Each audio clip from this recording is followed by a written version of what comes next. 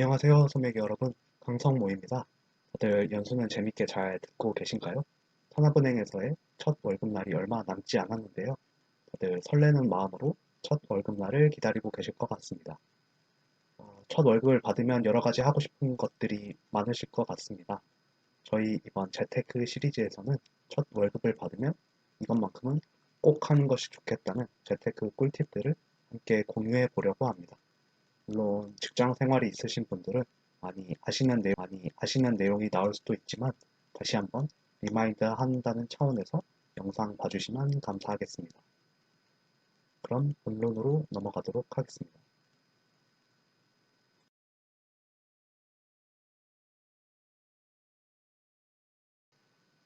사회초년생으로서 가장 먼저 추천드리고 싶은 것은 바로 이 주택청약 종합저축통장입니다. 이름이 참 긴데요. 앞으로는 주택청약통장이라고 줄여서 부르도록 하겠습니다.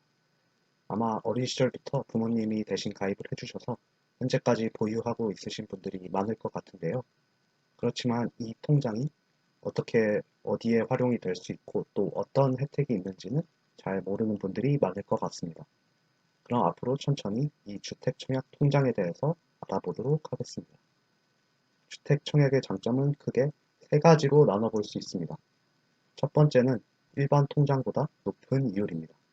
주택청약 통장의 경우 2년 이상 유지 시 1.8%의 이자율을 지급을 해주고 있는데 이는 2020년 1금융권의 평균 예금 금리인 1.46%를 크게 상회하는 이자율입니다. 두 번째는 소득공제 혜택입니다. 무주택 소유자의 경우 한 해 동안 청약통장에 납부한 금액의 40%까지 소득공제를 받을 수 있습니다. 즉, 주택 청약을 통해서 소득에 대한 공제 혜택까지 추가로 받을 수 있는 것이죠. 다만 납부 금액은 최대 240만 원 한도가 존재하기 때문에 우리가 받을 수 있는 최대 소득 공제액은 240만 원의 40%, 즉 96만 원이 되겠습니다.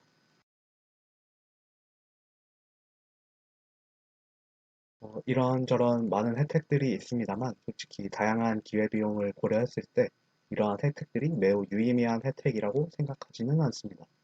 하지만 제가 주택 청약을 이렇게 강조하는 이유는 그 이름에서도 확인할 수 있듯이 주택 청약 통장이 주택 청약을 하기 위한 최소한의 조건이기 때문입니다. 또한 사회 초년생 때 꼭 주택 청약 통장에 가입을 해야 되는 이유는 청약 가점을 계산할 때 청약 통장의 가입 기간이 상당히 중요하기 때문입니다. 다음 표에서는 청약 시 1순위를 달성하기 위한 청약 통장 가입 기간을 확인하실 수 있습니다. 인형주택의 경우 가입 후 약 1에서 2년의 기간이 경과해야 하기 때문에 사회초년생분들은 하루라도 빨리 청약통장에 가입하는 것을 추천드립니다. 또한 지역별로, 크기별로 최소로 요구되는 예치금이 다른데요. 하지만 앞서 말씀드렸듯이 주택청약저축에 대해서는 최대 240만 원까지의 한도로 소득공제 혜택을 제공을 하고 있습니다. 따라서 2년간 월마다 10만 원에서 20만 원 정도의 금액을 꾸준히 납부하신 후 추후 청약 시에 부족한 금액을 일시금으로 채워 넣는 방식을 추천드리고 싶습니다.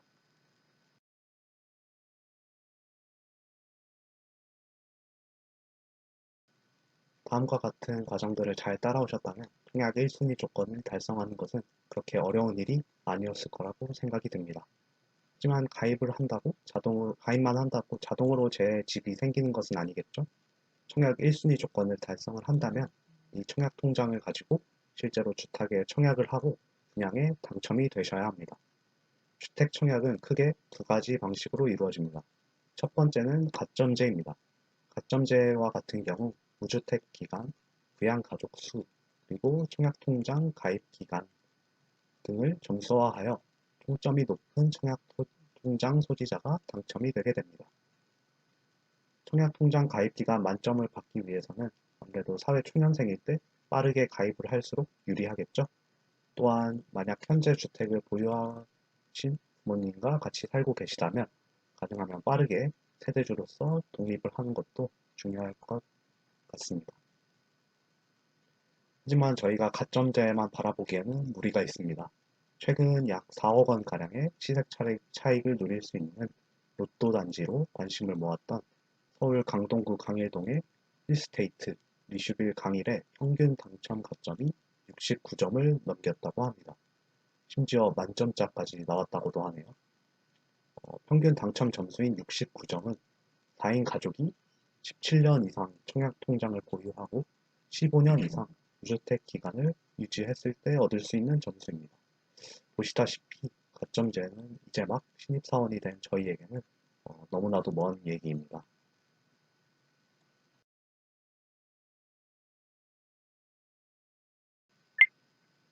하지만 청약을 통해 분양을 받을 수 있는 방법이 아예 존재하지 않는 것은 아닙니다. 두 번째로 추첨제라는 제도가 존재합니다.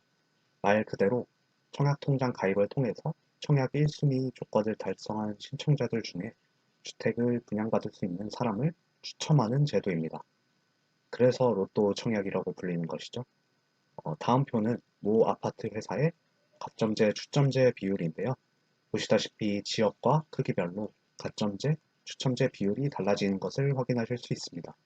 이러한 추첨 기회를 보다 빨리 많이 받기 위해서는 하루라도 빨리 청약 통장에 가입해서 청약 1순위 조건을 달성하는 것이 중요하겠죠. 이러한 기회를 보다 많이 얻기 위해서 하루라도 빨리 주택 청약에 가입하셔야 한다고 강조드리고 싶습니다.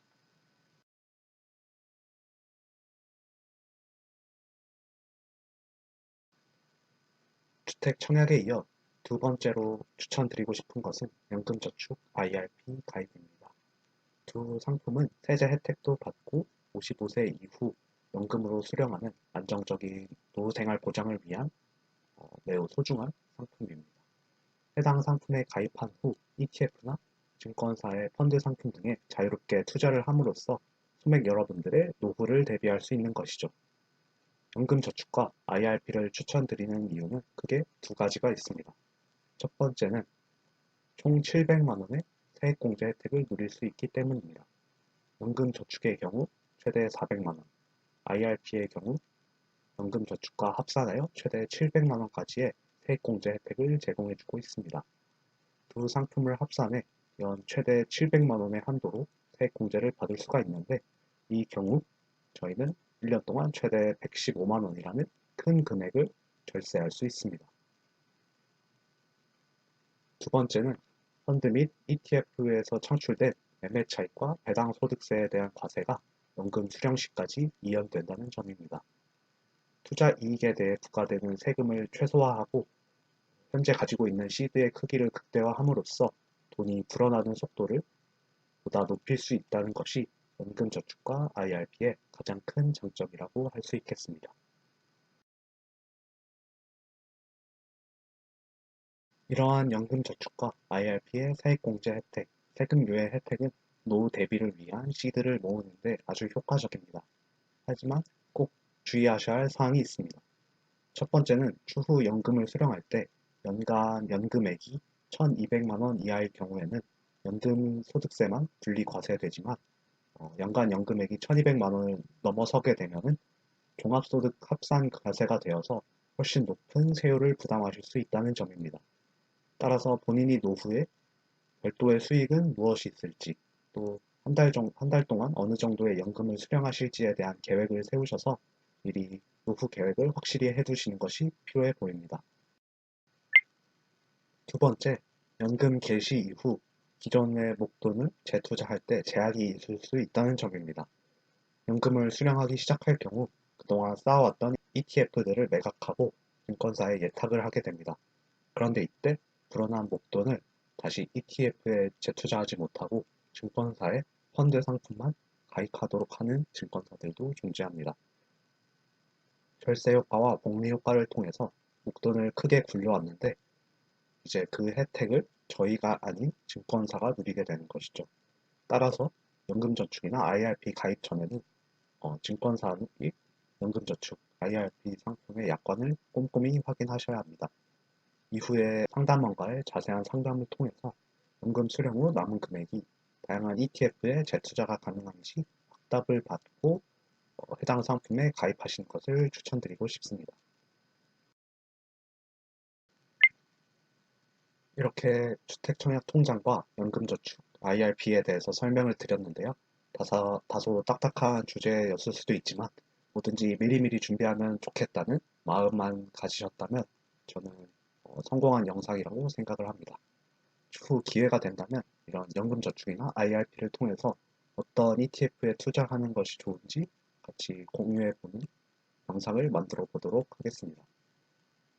영상 시청해주셔서 감사드리고 소매기 여러분들 끝까지 연수 화이팅 하시길 바랍니다.